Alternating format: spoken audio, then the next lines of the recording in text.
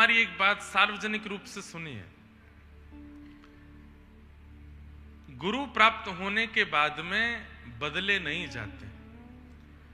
जीवन में सद्गुरुदेव, दीक्षा गुरुदेव एक ही रहते हैं।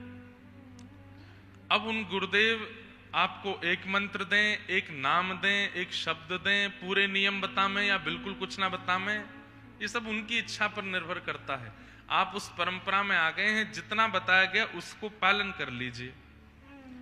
अब उन पर संशय मत कीजिए, क्योंकि आजकल क्या हो गया है कि प्रभाव युक्त कई सारे वक्ता, हम जैसे भी, जिनके प्रभाव में लगता है कि इनसे दीक्षा लेनी चाहिए, इनको गुरु बनाना चाहिए।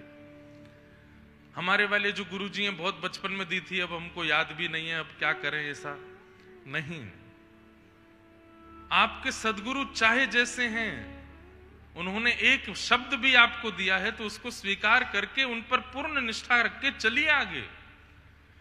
आप जिस दिन उन पर संशय करने लगते हैं उसी दिन आपका पतन प्रारंभ हो जाता है। प्रयच्छति गुरु प्रीतो वैकुंठम योग दुर्लभम, श्रीमद् भागवत के महात्म्य में कहते हैं कि गुरु की प्रसन्नता शिष्य का प्रथम दायित्व है।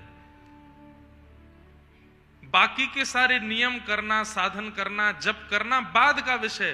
प्रथम जो हमारे गुरु हैं वो हमसे प्रसन्न रहें, हमारी क्रिया से, भावना से, विचारों से, व्यवहार से वो प्रसन्न रहें। अब वो चाहे जैसे हों।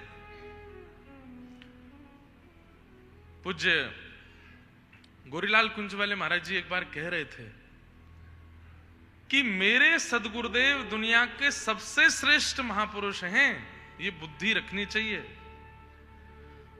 हम कथा किसी की भी सुने, हम किसी की भी कथा में जाएं, किसी के भी प्रभाव में आए, किसी की कथा सुन के हम में कृष्ण भक्ति जगे, ये बात एक अलग विषय है। लेकिन फिर भी हमारे सदगुरुदेव की ही कृपा है कि ये व्यास जी हमको कथा सुना रहे हैं। इन व्यास जी की कथा से हमको ठाकुर जी प्रिय लग रहे हैं, या इन महाराज जी के प्रति हमारा बड़ा समर्पण बन रहा है। ये भी हमारे गुरुदेव की कृपा है। अपने गुरुदेव का त्याग मत कीजिए। उनके बताए हुए मार्ग, मंत्र और जितनी विधि है, बहुत बताई तो बहुत, कुछ नहीं बताई तो कुछ नहीं, फिर भी मेरे सदगुरु श्रेष्ठ हैं। उन्होंने जो कृपा की है उससे सब मिलेगा।